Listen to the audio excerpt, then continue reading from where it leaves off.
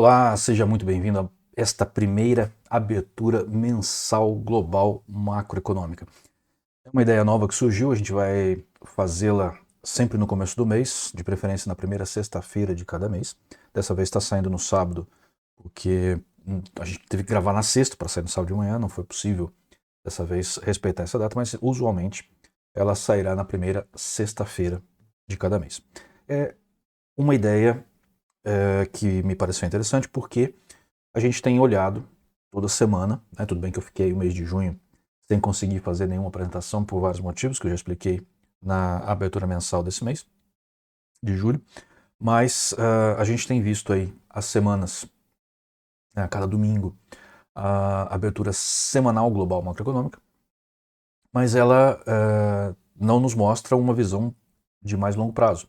Então essa é a ideia de inserir essa visão mensal, e assim a gente consegue olhar com um pouco mais de longo prazo, para a gente poder entender um pouco o que está acontecendo no mercado, né, e saber se aquilo que a gente está vendo na semana está mais ou menos alinhado com o que está acontecendo semanalmente, ou seja, numa visão bem maior, cinco, mais do que 5 vezes maior, porque a gente utiliza padrão de 6 horas para o semanal global, o que dá um terço do dia, né, já que ele funciona 24 horas por dia.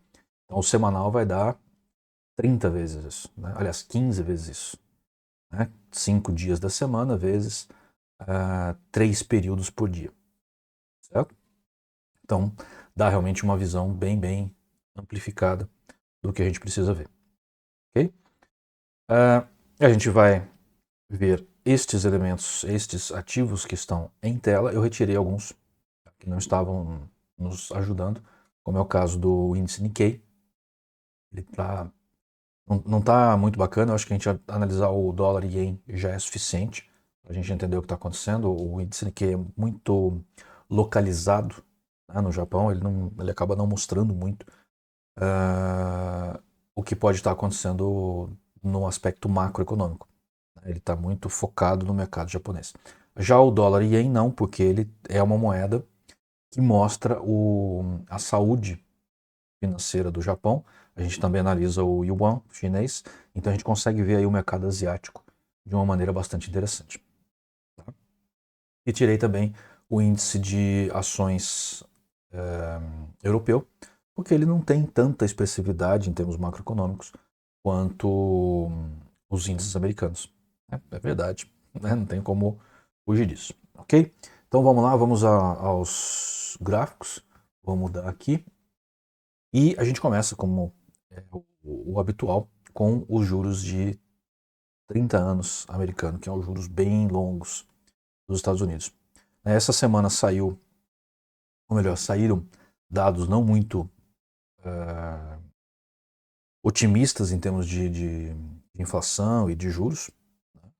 Houve mais empregos, né, quando existe uma busca por mais, né, existe um preenchimento maior de empregos, uma menor busca de empregos, isso significa que os salários tendem a aumentar, porque existe mais disputa, né, no mercado americano, já que lá é um livre mercado ainda. Né? Então existe uma maior disputa de salários, os salários aumentam, isso aumenta a inflação. Tá? Isso é uma realidade nos Estados Unidos, não é algo que se perceba, por exemplo, aqui no Brasil, onde praticamente não tem competição, existem muitos monopólios, e aí os salários são ditados de outras formas. Certo? Os maiores salários estão na iniciativa pública também, é o que faz com que não exista tanta competição salarial no meio empresarial. Né? Se você acha que existe aqui no Brasil, é porque você não faz a mínima ideia do que seja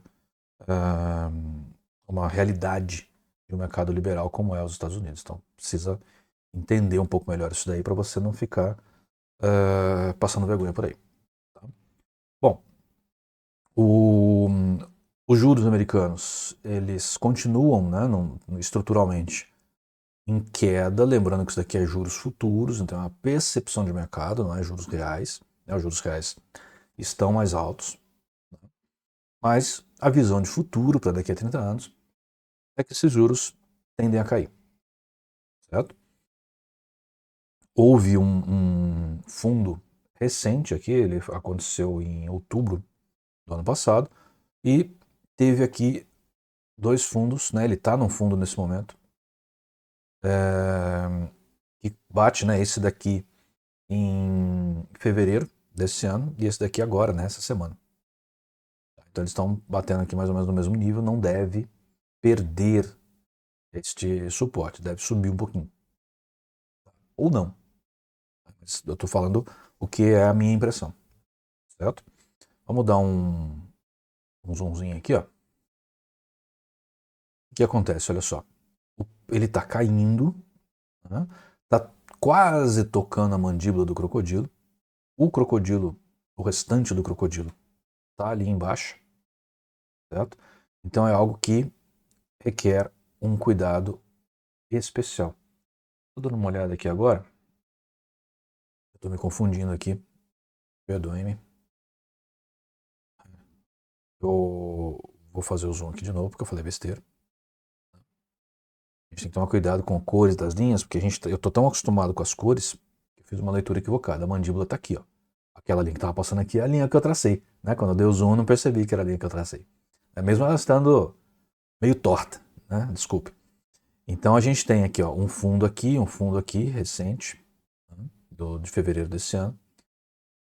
Não é muito fácil esse fundo ser perdido.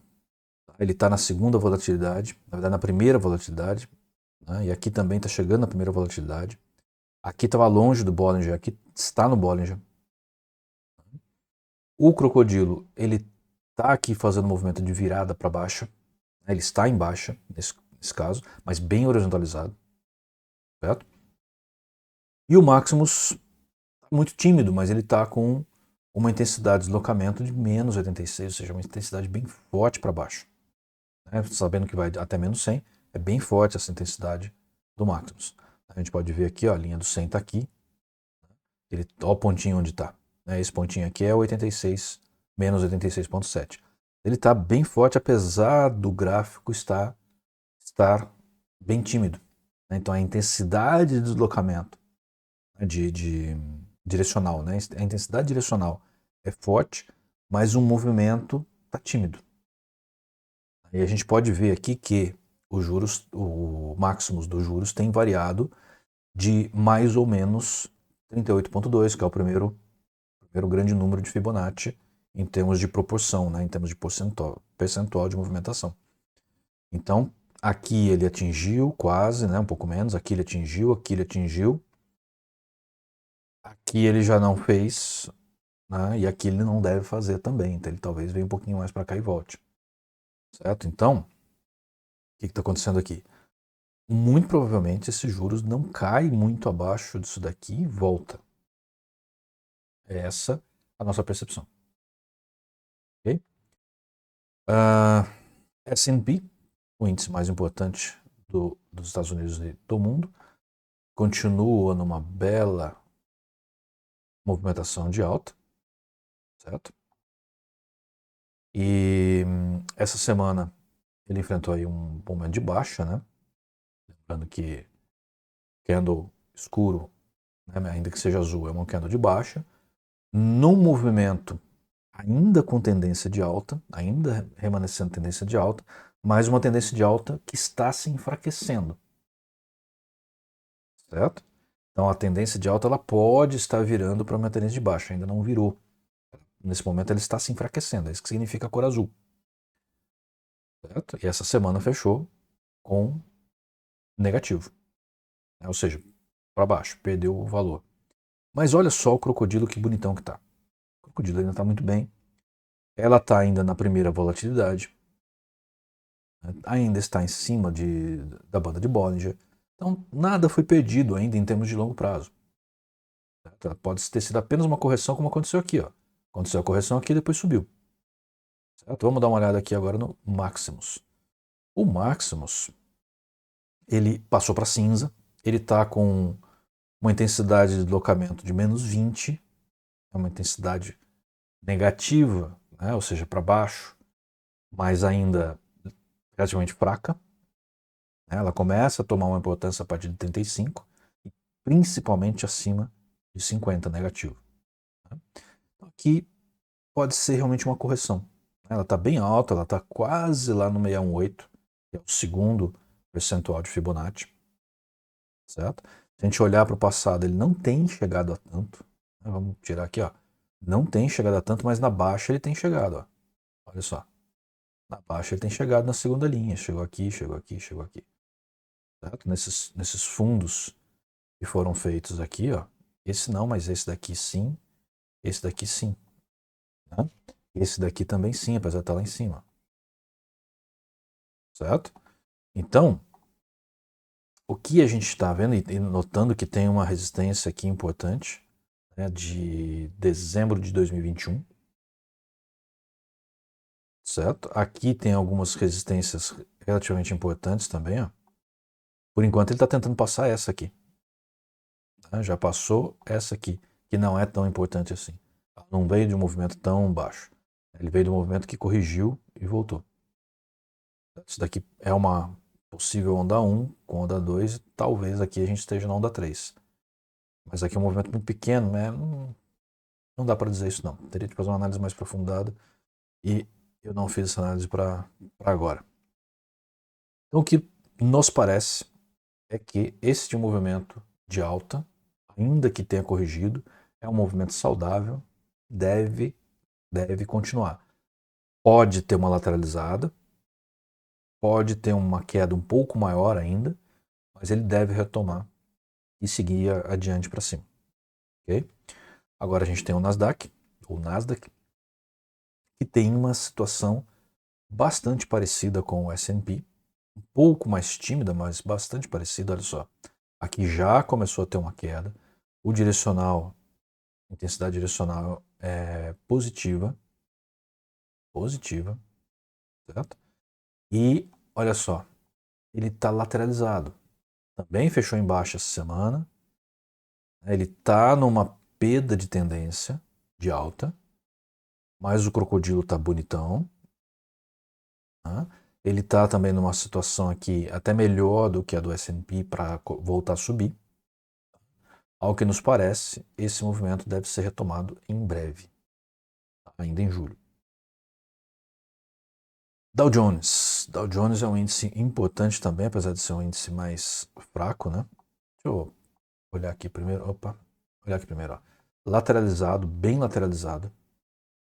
E o que é mais interessante, olha, ele estava dentro de uma tendência de alta, uma tendência de baixo, uma tendência de alta, uma tendência de baixo, que o vermelho é tendência de baixo. E são candles de baixo. Para acontecer um negócio assim, é porque ele está muito próximo da linha zero. O master, que é o indicador que a gente utiliza para colorir os candles, ele está muito próximo da linha zero, ele está mudando muito fácil de cor. Ele não está passando pelo azul. Esse é o ponto. Você vê que quando vai verde, ele começa a cair, ele primeiro pega o azul para depois chegar no vermelho. Aqui já pegou no magenta para começar a subir. Ou seja, ele já inverteu o movimento. Provavelmente aqui ele tocou na linha zero e voltou. Foi lá no verde, olha lá, azul. Ele caiu primeiro no azul, depois ele se transformou em vermelho. Aí ele vai no magenta quando começa a subir, pega lá um tequinho para cima do zero, voltou a cair. Então isso daqui está indicando que ele está pipocando muito próximo da linha zero. Eu não coloquei o indicador aqui para ver, mas mostra que o movimento não tem muita expressividade, ele está bem lateralizado mesmo. O crocodilo nem tanto, ele já começa a apontar para cima, aqui estava mais lateralizado. Ele nem conseguiu romper ainda, sair do pântano. Para ele conseguir dar uma esticada, ele tem que sair do pântano, em geral. E aqui está bem tímido. Aqui mostra a timidez do movimento. Então, em termos de Dow Jones, a gente pode esperar que ele vá conseguir se manifestar com um pouco mais de movimento num tempo um pouco superior ou razoavelmente superior ao do Nasdaq e do S&P. Ele vai, talvez depois, na inércia desses índices, mas ele não vai ser o índice que vai puxar, não. Provavelmente quem vai puxar, na minha opinião, vai ser o Nasdaq. Tá? Ele está melhor configurado do que o S&P. Pode ser o S&P? Pode. Mas na minha opinião vai ser o Nasdaq. Depois vem o Russell, das pequenas capitalizações, né, as empresas menores. Ele também está horizontal há algum tempo. Né? Não tem muito o que dizer aqui. Ele tem aqui uma cunha.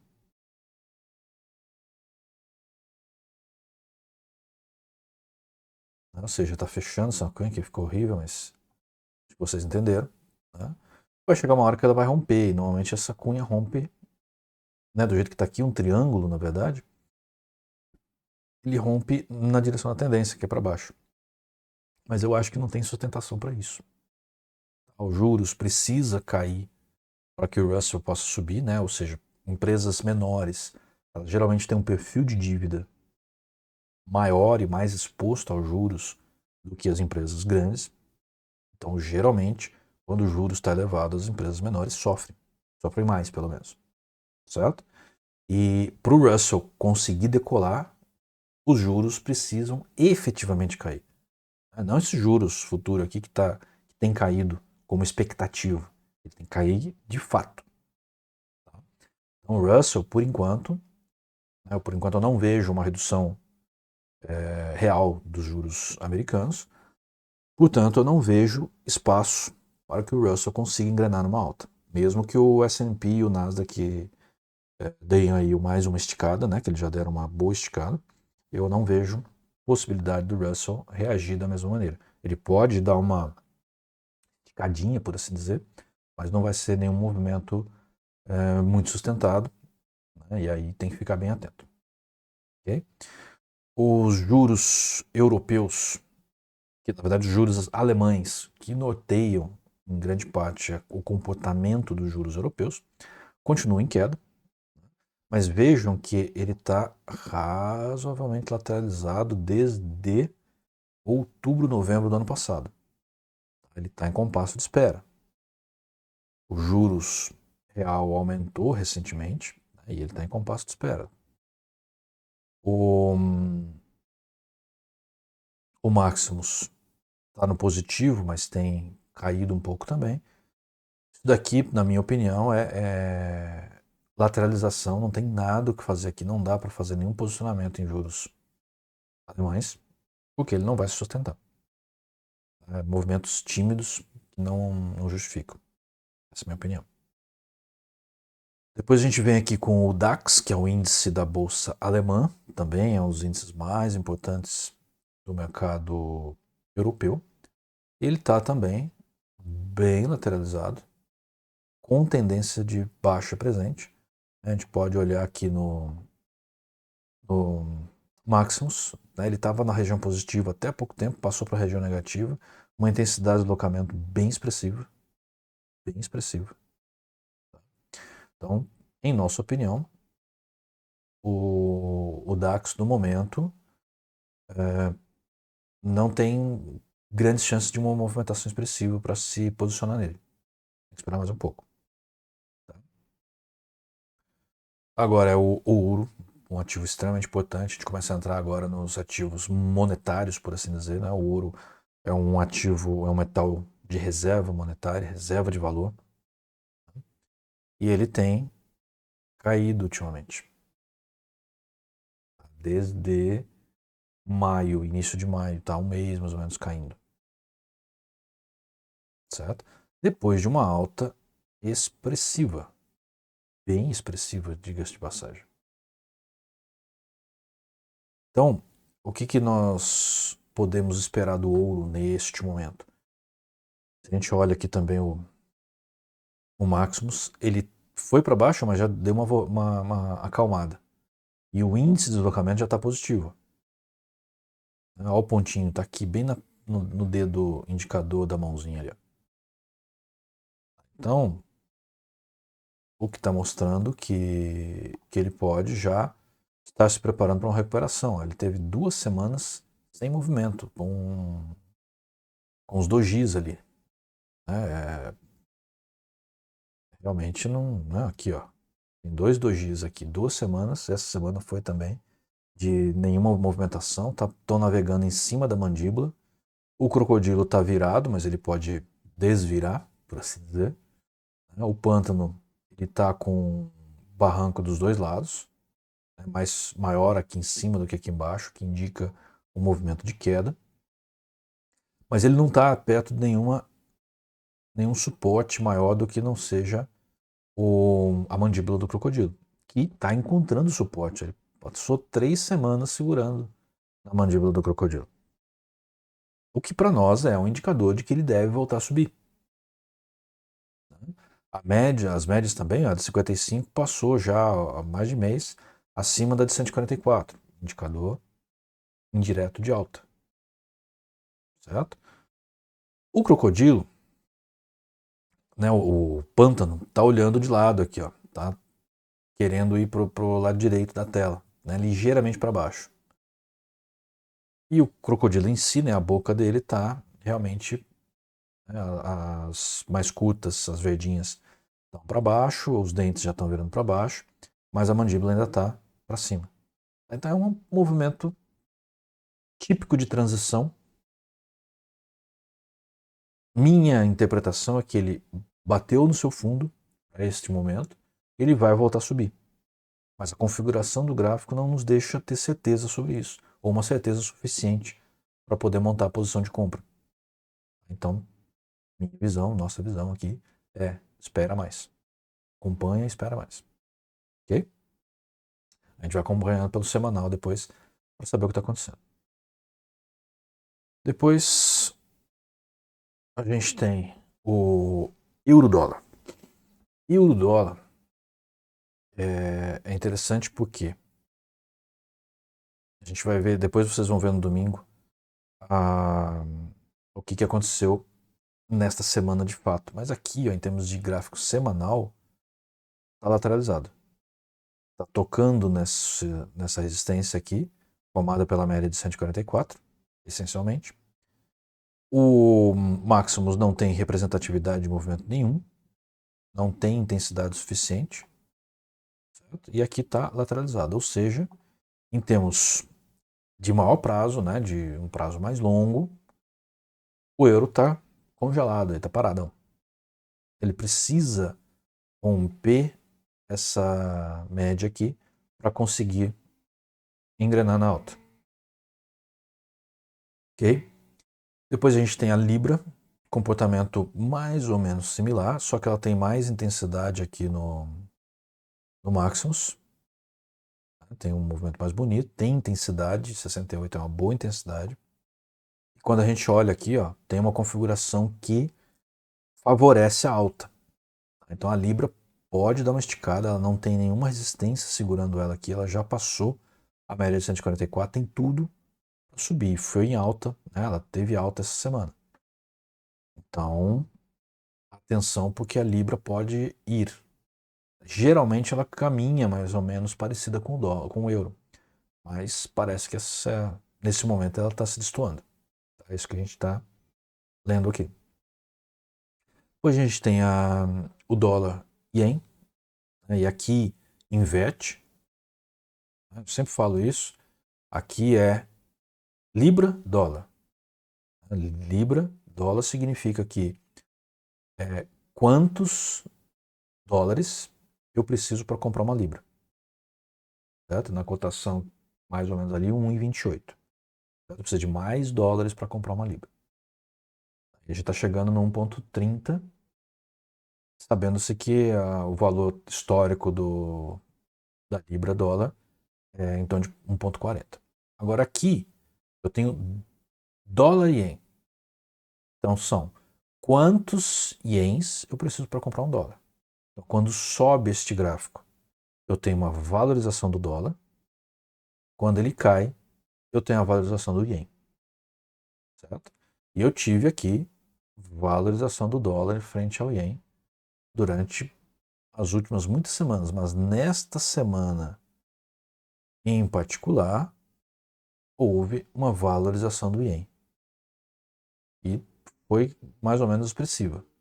Ela corrigiu aí o equivalente a um candle desse de alta. No caso aqui não tem muita resistência nem suporte que possa impedir esse movimento, ele está batendo aqui no respingo, né? Pode ser que ele volte a subir de fato. E quando a gente olha aqui, a gente tem uma intensidade de movimento para baixo e tem um movimento perdendo ímpeto. Tá? Então nos parece realmente que isso daqui é uma correção. Uma correção que pode ser saudável no movimento expressivo de alta que foi esse daqui. Tem mais cara de correção pra gente. Agora o dólar yuan, da mesma forma, né? São quantos, o valor que eu dei aqui é quantos yuans eu preciso para comprar um dólar. A gente teve também um movimento expressivo de alta da cotação yuan dólar, ou seja, desvalorização do yuan e valorização do dólar. Certo? Eu preciso de mais yuans para comprar um dólar, então o dólar valorizou. Certo? Yuan desvalorizou. Só que nesta semana em particular, o dólar caiu. Foi quando saíram ali diversas informações da economia americana, ele caiu. Mas, percebam bem, não afeta, ainda que esteja com uma intensidade direcional expressiva, já de 20%, não afeta tanto o quadro geral. Certo? Então, significa que, em nossa opinião, ó, tem uma resistência aqui, ele está quase rompendo essa resistência. Na visão geral, a gente acredita que o dólar deve continuar valorizando em relação ao yuan, mas pode ter uma correção no curto prazo, como teve essa semana. Okay? Depois vem as commodities, né? Soja. A soja ela teve um movimento calmo de queda, mas quando chegou nesse fundo aqui, que aconteceu em maio, ela deu uma subida expressiva. Esta semana, ela caiu bem. Né? Caiu bem aqui, ó. Então, a gente tem que ficar atento porque ela corrigiu fortemente. Todo o candle da semana anterior foi corrigido essa semana, sendo que teve uma variação expressiva também. Olha a cauda do candle, o pavio do candle aqui, está expressivo. Certo? E olhando aqui o Maximus, olha só, o movimento virou e foi, sempre com a intensidade expressiva, né, ou mais expressiva, de alta. Olha os pontinhos da intensidade direcional, o valor aqui acima de 51. Então, tudo nos indica que esse movimento pode continuar, talvez não com um candle tão expressivo assim de variação. Mas nos parece que ainda é um movimento que tende a ser de alta. Okay? Depois o milho. Né? O milho fez uma viagem fortíssima aqui de queda. Isso foi bem expressivo. E ele ele encontrou suporte aqui e está querendo subir. Mas observem que ele está na cor vermelho, magenta e orquídea, ou seja, ele está num movimento de baixa, né? Todos os vermelhos aqui é uma tendência de baixa que começou a enfraquecer e agora ficou magenta. Se for candle de alta ou orquídea se for candle de baixa. O último candle foi de baixa. Mas ele já está numa tendência de baixa que está enfraquecendo. Então ele pode estar virando efetivamente para uma tendência de alta. Ou não, tem que observar. Quando a gente olha aqui o Maximus, ó, ele veio uma tendência forte de baixo, já equalizou, bateu no 38,2, que é onde usualmente tem segurado, aqui chegou perto de 61, mas ele tem segurado no 38,2, certo? Ele pode estar segurando aqui, pode, né, não quer dizer que deve, e pode virar.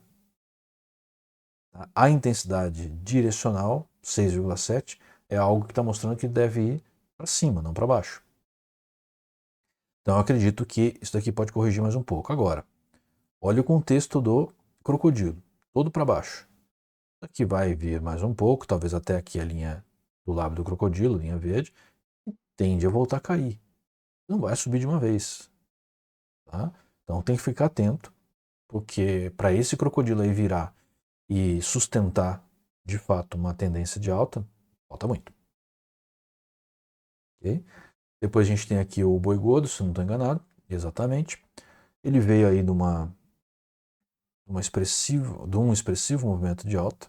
Né? Esse daqui é aquele tipo do dinheiro que se você compra por aqui, ó, nesse fundo aqui que deu, segundo toque no fundo, que aconteceu lá em maio, junho do ano passado, e deixasse lá, meu Deus, dava uma grana federal. Se pegasse na ruptura desses topos aqui, né?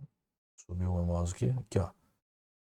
Na ruptura desses topos aqui, que daria mais ou menos o valor de 135, e deixasse chegar no valor que está hoje, que é na faixa de 175, $40 de variação, é bastante, hein? É bastante. $40, 40 pontos de variação, melhor dizendo. Cada ponto do boi gordo vale aí. Eu não me lembro direito porque eu não opero tanto boi gordo, mas tem um valor expressivo. Nossa, é grana.